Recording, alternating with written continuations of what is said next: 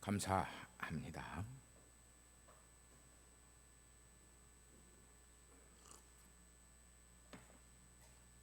예수님은 오늘 요한복음 14장 6절 말씀을 보면 예수님이 곧 내가 길이요 진리요 생명이니 나로 말미암지 않고는 아버지께로 올 자가 없다고 말씀하십니다. 예수님께서 그렇게 말씀하셨습니다. 내가 곧 길이요 진리다, 생명이다. 십자가를 앞에 놓고 예수님을 신문했던 빌라도는 예수님에게 세 번의 질문을 던집니다. 요한복음 18장에 보면 네가 유대인이냐 이렇게 물어요.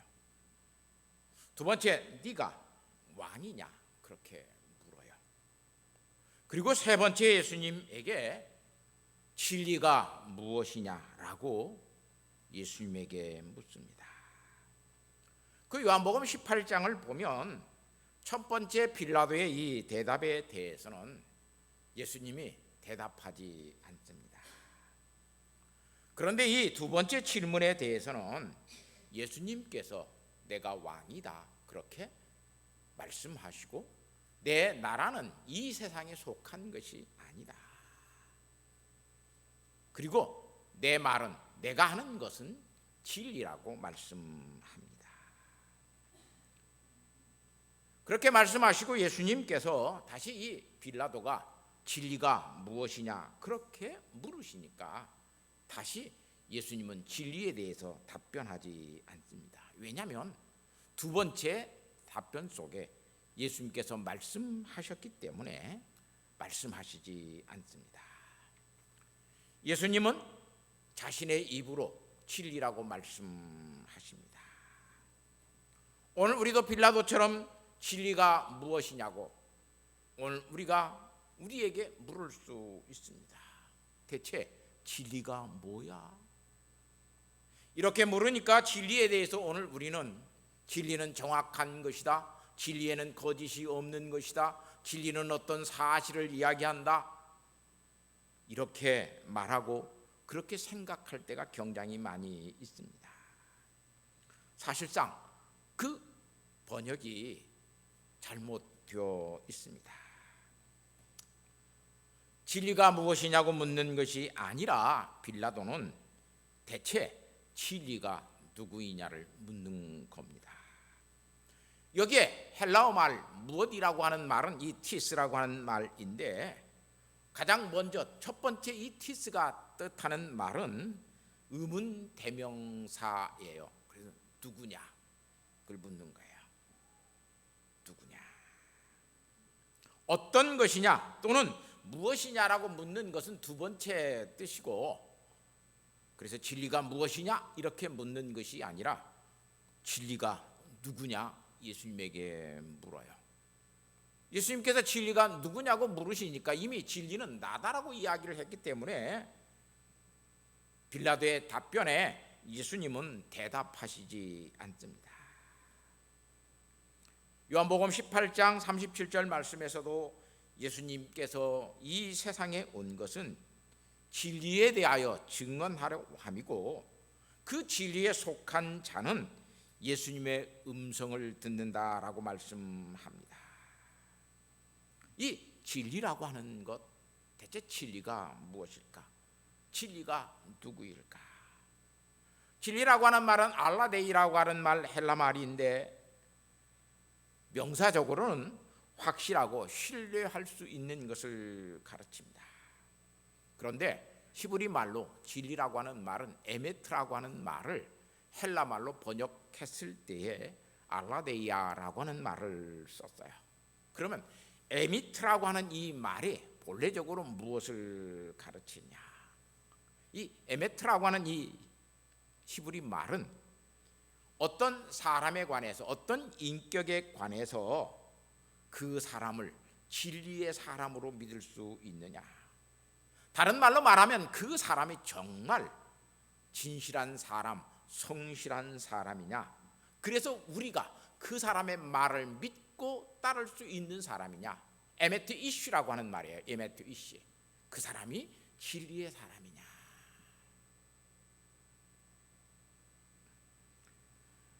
이렇게 진리라고 하는 것은 어떤 사실, 어떤 것에 대한 이야기하는 것이 아니라 그 사람이 정말 진실된 사람이냐? 그 사람이 왕인 것이 맞느냐? 그 사람이 목사인 것이 맞느냐? 그 사람이 정말 우리를 구원하시는 구세주인 것이 맞느냐? 이렇게 물을 때 에메트 이슈라고 하는 말을 쓰는 말로 용례적으로 우리가 이해할 수 있어요.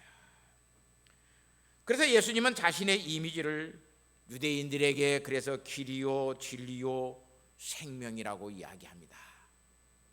나는 길이다, 나는 진리다, 나는 생명이다. 오늘 정말로 진짜 예수님을 믿는 제자가 되었다면 예수님은 너희가 진리를 안다라고 그래요.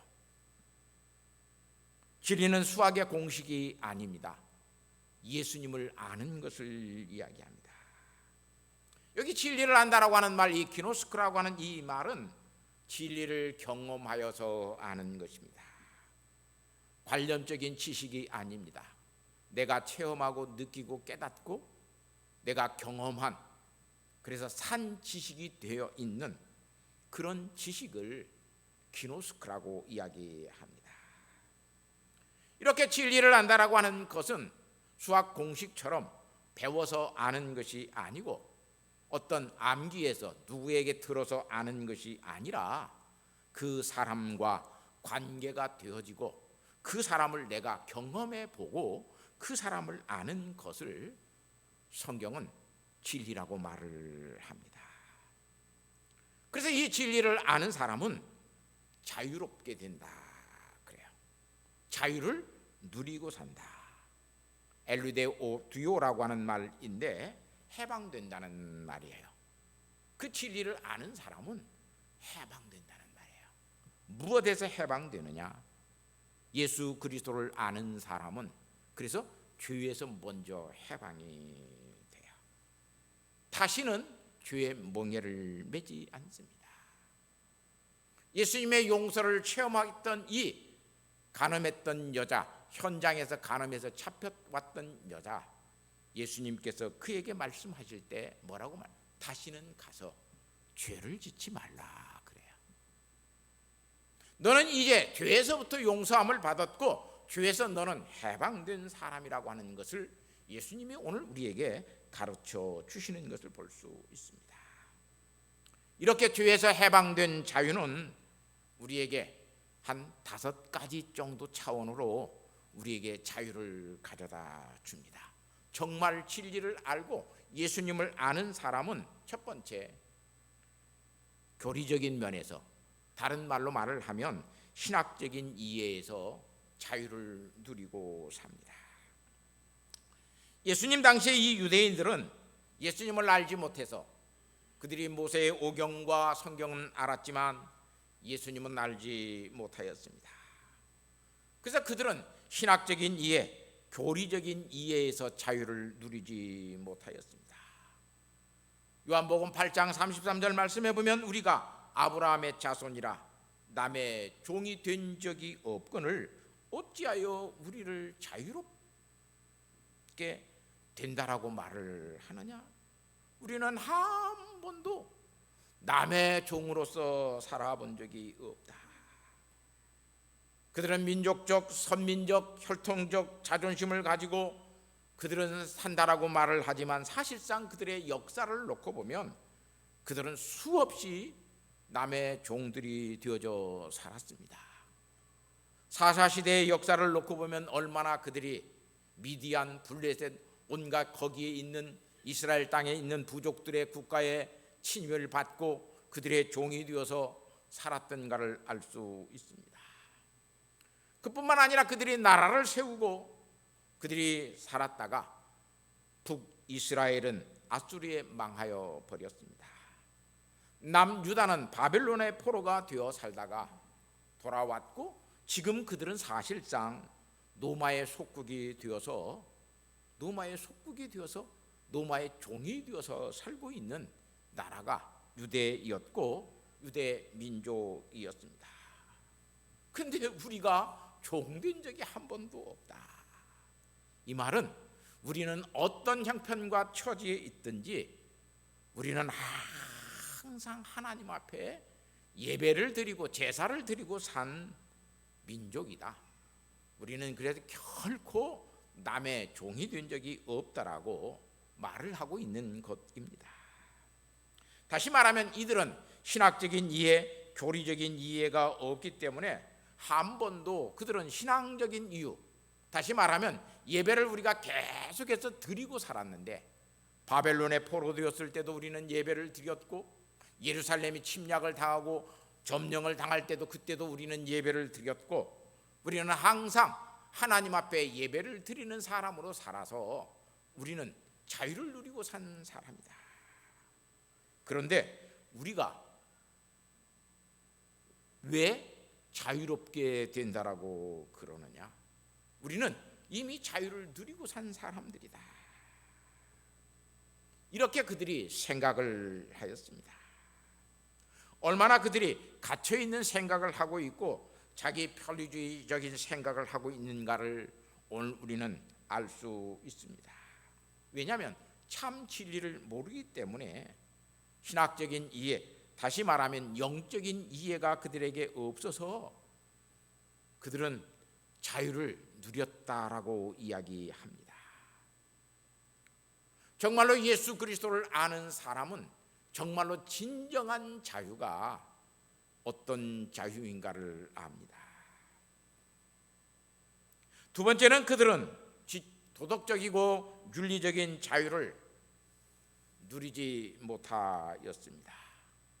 신학적인 자유를 누리고 살면 도덕적으로 윤리적으로 자유를 누리고 살았어야 되었습니다.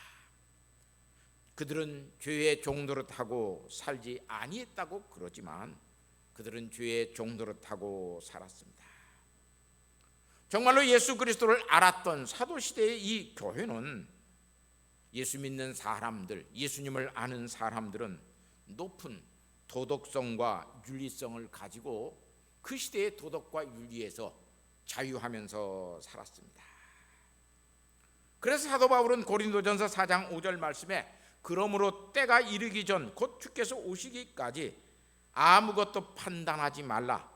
그가 어둠에 감추인 것들을 드러내고 마음의 뜻을 나타내시리니 그때 각 사람이 하나님으로부터 칭찬이 있으리라.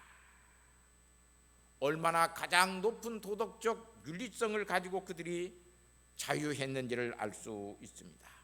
하나님이 우리를 판단하실 것이다. 그리고 하나님으로부터 우리는 칭찬을 듣게 될 것이다. 그래서 로마서 12장 3절 말씀에도 사도 바울은 로마 교인들을 향해서 이렇게 말을 합니다. 내게 주신 은혜로 말미암아 너희 각 사람에게 말하노니 마땅히 생각할 그 이상의 생각을 품지 말고 오직 하나님께서 각 사람에게 나누어 주신 믿음의 분량대로 지혜롭게 생각하라. 여기 지혜롭게 생각하라고 하는 말은 성령 충만한 사람이 판단하고 생각하는 것을 이야기합니다. 그들은 도덕적으로 윤리적인 면에서 진리 안에서 지혜롭게 생각하는 놀라운 자유를 누리고 살았습니다. 믿음의 분량만큼 그들은 지혜롭게 생각하면서 남을 비난하지 아니하고 남을 욕하지 아니하고 남과 비교하지 아니하면서 하나님께서 내게 주신 믿음의 분량 안에서 높은 도덕성과 윤리성을 지켜가면서 그들은 빛과 소금의 역할을 다하고 살았습니다. 세 번째, 이 자유는, 진리가 주는 자유는 하나님에 대한 태도에서 우리는 자유를 누리고 살아갑니다. 쉽게 말하면 신앙생활의 자유가 우리에게 주어집니다. 첫 번째 자유가 신학의 자유였다면 이 세 번째 자유는 신앙의 자유를 이야기합니다.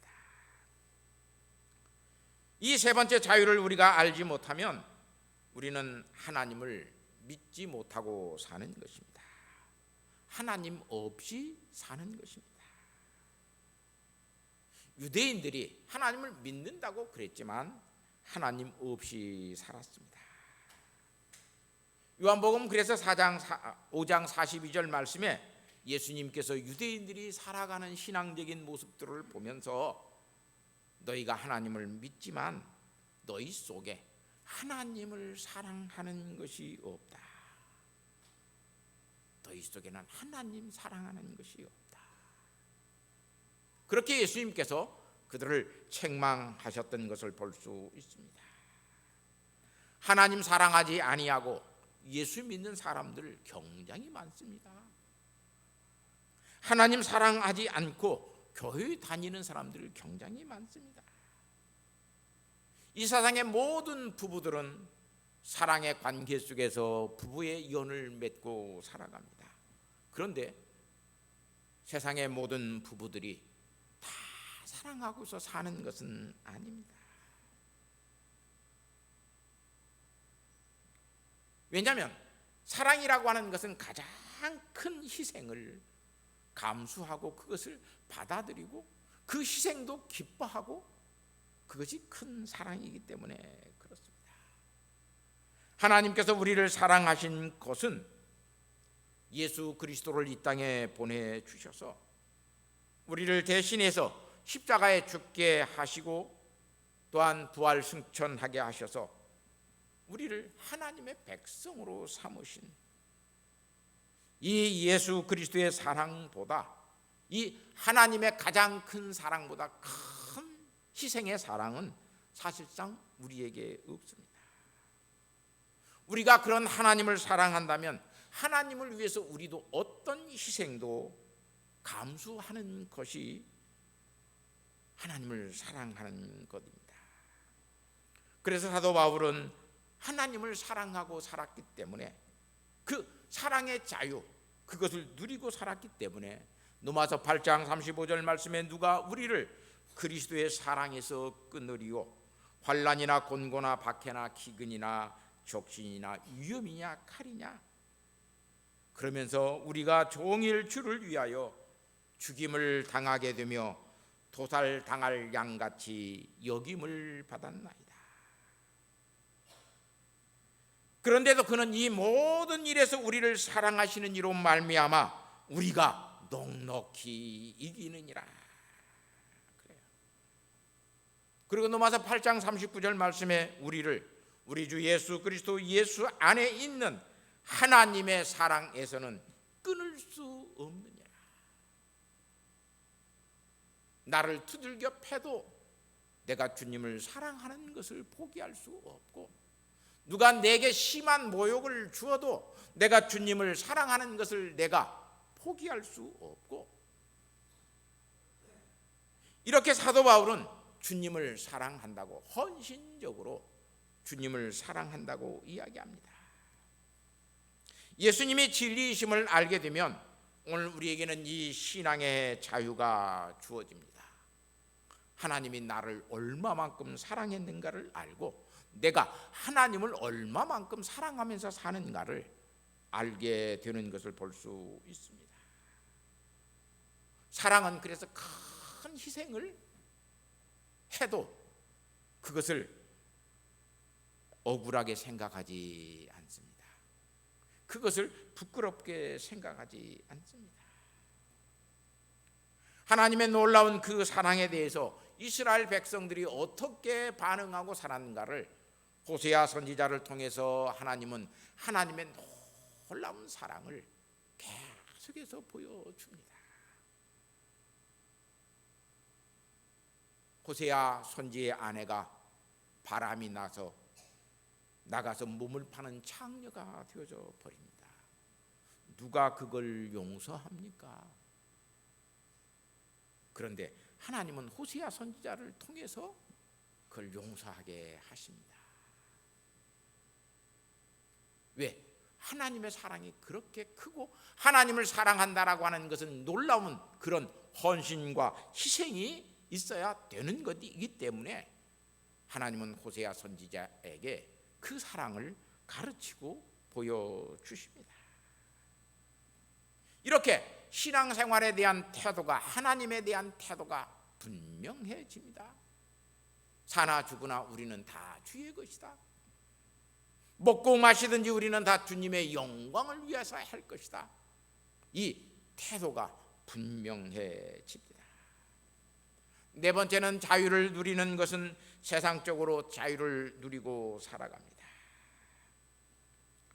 문제는 많은 사람들이 예수를 믿으면서도 세상에 굴복할 때가 많습니다.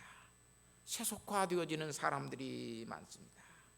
세상을 닮아가고 세상을 쫓아가는 사람들이 너무나 많습니다. 그러나 정말로 진리를 아는 사람, 예수 그리스도를 아는 사람은 세상에서 성공하지 못하였어도, 세상에서 내가 명예롭게 되지 못하였어도, 세상적으로 정말로 자랑할 것이 없는 그런 삶을 살고 있어도 예수 그리스도 참된 진리를 아는 사람은 그 삶 속에서 자유를 누립니다. 우리는 종종 왜 교회에 안 나갑니까? 왜 교회에 못 나갑니까? 라고 물으면 나는 너무나 가난해서 교회에 나가기가 싫습니다. 나는 아직까지 취직을 못해서, 결혼을 하지 못하여서 나는 교회에 나갈 수가 없습니다. 이렇게 말하는 사람들이 굉장히 많아요. 그 사람은 신앙의 자유가 무엇인가를 모르는 사람입니다. 이 세상에서 정말로 참된 예수 그리스도를 아는 사람은 이 세상의 삶 속에서 자유를 누립니다. 요한복음, 그래서 요한 1서 2장 15절 말씀은 우리에게 깊은 경종, 깨우침을 가져다 줍니다. 이 세상이나 세상에 있는 것들을 사랑하지 말라. 누구든지 세상을 사랑하면 아버지의 사랑이 그 안에 있지 아니한다. 세상을 사랑하고 사는 사람들, 그 속에 아버지의 사랑이 있지 않다라고 이야기합니다. 이런 사람들은 하나님을 사랑할 수 없습니다. 하나님을 사랑할 수 없기 때문에 세상 속에서 하나님을 사랑하는, 진리를 아는 자족의 삶을 살아가지 못하고 그 자유를 누리지 못하고 살아갑니다. 그래서 환경이 항상 문제예요. 자기의 조건이 늘 문제예요. 다섯 번째는 예배의 자유를 누리고 살아갑니다. 예수 그리스도를 아는 사람은, 진리를 아는 사람은 예배의 자유를 누립니다. 오늘 우리는 예배를 형식화하고 유형화하고 정형화할 때가 너무나 많습니다. 예배를 통해서 하나님의 영적 임재를 경험하는 내면화되는 예배를 드리지 않습니다. 요한복음 4장 24절 말씀에 하나님은 영이시니 예배하는 자가 영과 진리로 예배할지니라. 하나님을 예배하는 자, 그 자유로움 속에서 예배하는 자는 영과 진리로 예배한다라고 이야기해요. 예배는 어떤 도구가 있어야만 예배드리는 것 아닙니다. 예배당이라고 하는 예배당이 있어서 예배를 드리는 것 아닙니다. 예배는 주일날 11시에만 꼭 드려야 되는 그런 예배도 아닙니다. 예배에 피아노 반주자가 없고 찬양대가 없어도 우리는 예배 드릴 수 있는 자유가 있습니다. 교회당에 왔는데 정전이 되어져서 깜깜한 아무 어둠 속에 없는데 11시에 우리가 모여서 그럴 때 예배 드리지 맙시다. 불도 안 들어오는데. 그래서 예배를 드리지 않는 것은 예배가 무엇인지를 모르는 것입니다. 예배는 영과 진리로 예배하는 것입니다. 설교자가 없어도 예배는 드려야 되는 것이고, 반주자가 없어도 예배는 하나님 앞에 드리는 것입니다. 우리는 너무나 예배를 정형화하고 외형화해서 예배를 드릴 때가 너무 많습니다. 예배의 자유를 누리지 못합니다.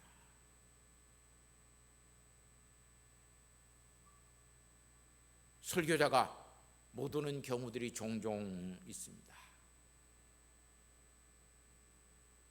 얼마 전에도 제가 어느 모임에 갔는데 그 목사님, 설교를 맡은 목사님이 오다가 교통사고가 나서 못 올 수밖에 없었어요.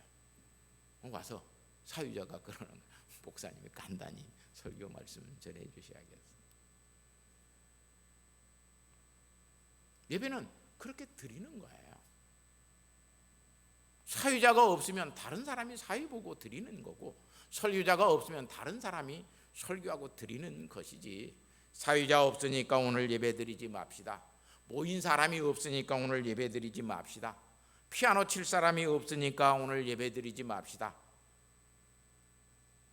그렇게 오늘 우리가 사는 것은 예배의 자유가 무엇인가를 모르는 사람이에요. 정말 예배의 자유는 영과 진리로 하나님을 예배하는 사람들 속에 그 자유가 두어집니다.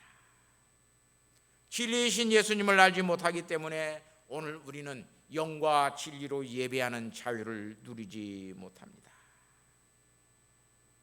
정말 참된 하나님을 아는 사람들은 하나님의 임재 안에서, 그래서 코람데오, 존 칼빈이 가장 사랑한 말이 있다면 코람데오라고 하는 말이에요. 하나님의 면전에서 내가 산다. 다 하나님의 임재하심을 경험하고 살았어요. 하나님의 임재하심을 경험하고 사는 사람들은 거룩하게 살 수밖에 없어요. 그래서 대하 7장 14절 말씀에 보면 거기에 예배를 이렇게 이야기합니다. 내 이름으로 일컫는 내 백성이 그들의 악한 길에서 떠나 스스로 낮추고 기도하며 내 얼굴을 찾으면 내가 하늘에서 듣고 그들의 죄를 사하고 그들의 땅을 고칠지라. 예수님은 이 말씀을 굉장히 우리에게 쉽게 가르쳐 주셨습니다. 마태복음 18장 20절 말씀에 보면 두세 사람이 내 이름으로 모인 곳에 나도 그들 중에 있느니라. 두세 사람이 모여서 하나님의 얼굴을 찾으면, 하나님의 임재하심을 사모하고 있으면 예수님이 그 사모함 속에 임재해 계신다고 말씀하시는 것입니다. 이렇게 오늘 우리는 진리를 알아야 영적 예배자가 되고 예배의 자유를 누리고 살아갑니다. 그리고 이 진리를 아는 사람만이 정말로 하나님 앞에서 사는 갈망과 소원을 가지고 있습니다. 저는 종종 하나님 앞에 어떤 삶 속에서 매너리즘에 빠질 때가 굉장히 많습니다. 그래서 종종 하나님 앞에 내가 무기력해지고 매너리즘에 빠질 때마다 하나님 앞에 이렇게 기도합니다. 주님께서 나를 돕지 아니하시면 내가 망할 수밖에 없는 처지, 그 환경에 놓이게 하셔서 주님만 의지하고 주님만 사랑할 수 있게 하옵소서. 내가 정말로 하나님 아닌 다른 것 붙잡지 않고 하나님만 붙잡고 살아갈 수 있는 그런 사람 되게 해 주시옵소서. 살아가다 보니까 여러 가지 것들이 나를 분주하게 만듭니다. 사랑하는 성도 여러분, 정말로 예수 그리스도인, 예수 그리스도를 알면, 예수님이 진리이신 것을 아는 사람은 그래서 신학적으로 자유를 누립니다. 도덕적 윤리적인 면에서 자유를 누립니다. 신앙생활의 자유를 누리고 살아갑니다. 세상적으로도 자족하는 자유를 누리고 살아갑니다. 그뿐만 아니라 신령과 진정으로 영과 진리로 예배하는 예배의 자유를 누리고 살아갑니다. 오늘 교회에 가니까 사람들이 적게 왔네. 아이고, 나 예배 안 드리고 나도 가야 되겠네. 오늘 교회에 가니까 아니, 목사님이 설교를 안 해? 아이고, 나는 그냥 돌아가야 되겠네. 그런 예배자가 되어지지 아니하고 하나님 앞에 영과 진리로 하나님 앞에 예배합니다. 두세 사람만 모여 있으면 우리 같이 예배합시다. 우리 같이 기도합시다. 우리 같이 찬양합시다. 하나님 앞에 예배 드립시다. 이런 예배의 자유를 누리고 사는 것을 볼 수 있습니다. 그래서 예수님은 진리를 알지니 진리가 너희를 자유케 하리라고 말씀하십니다. 예수님을 아는 그 진리가 주는 자유를 누리고 사는 사람, 그게 참 성도입니다. 이 자유를 누리고 평생 살았던 우리의 스승 사도 바울은 갈라디아서 2장 20절 말씀에 이렇게 고백해요. 이제는 내가 산 것이 아니요 오직 내 안에 그리스도께서 사신 것이라. 이제 내가 사는 것은 나를 사랑하사 나를 위하여 자기를 버리신 하나님의 아들을 믿는 믿음 안에서 사는 것이라. 내가 사는 것은 내 안에 그리스도가 성령님이 와서 사시는 것이고, 그래서 나는 다 자유할 수 있다는 말입니다. 예수 그리스도의 이 임재, 성령의 임재를 알고 성령님과 함께 하는 사람은 그래서 자유합니다. 그래서 환경 속에서도 자족합니다. 주어진 어떤 사명이 있으면, 내게 맡은 일이 있으면 그 일들도 자원하면서 내가 하겠습니다. 그러고 살아요. 사랑하는 성도 여러분, 예수 그리스도가 우리에게 주는 이 놀라운 자유를 누리고 사는 성도가 되어지고, 특별히 하나님 앞에서 자유하는 예배자, 하나님 앞에서 영과 진리로 예배할 수 있는 복된 성도들이 되시기를 예수님의 이름으로 부탁하고 축복합니다. 하나님 아버지 감사합니다. 진리를 알지니 진리가 너희를 자유케 하리라고 말씀하신 주님, 우리는 예수님을 알지 못하여서 그 진리의 모든 자유를 누리지 못하여서 신학적으로도 아버지 하나님 우리는 억압을 당하고, 도덕적 윤리적인 면에서도 아버지 하나님 억압을 당할 때가 너무 많습니다. 그뿐만 아니라 신앙생활의 자유도 누리지 못하고, 아버지 하나님 세상적인 삶의 자유를 누리지 못하고 살아갈 때가 너무나 많습니다. 주님, 우리에게 하나님을 아는 진리의 자유를 주셨으니 하나님을 예배하는 자로 아버지 하나님 모든 것들 속에서, 모든 일들 속에서 영과 진리로 예배하며 예배자의 자유를 누릴 수 있는 복된 성도들이 되게 하여 주셔서 주님, 세상을 이기고 사는 주의 자녀들, 하나님을 사랑하는 사람들 되게 하옵소서. 예수님의 거룩하신 이름으로 기도하옵나이다. 아멘. 우리 찬송가 400